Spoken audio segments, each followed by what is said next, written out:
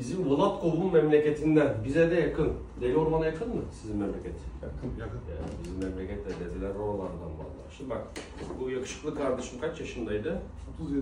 37 yaşında. 4 dörtlük uyku apnesi hastası.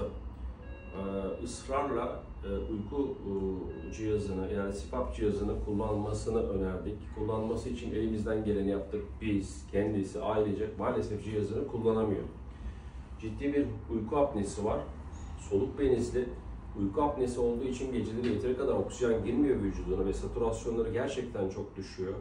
Dolayısıyla satürasyonun düşmesi demek, yani kandaki oksijen değerlerinin düşmesi demek, kalp açısından, beyin sağlığı açısından, vücut sağlığı açısından çok önemli sorunlara yol açabiliyor. Dolayısıyla bizim bu sorunu çözmemiz lazım. Şimdi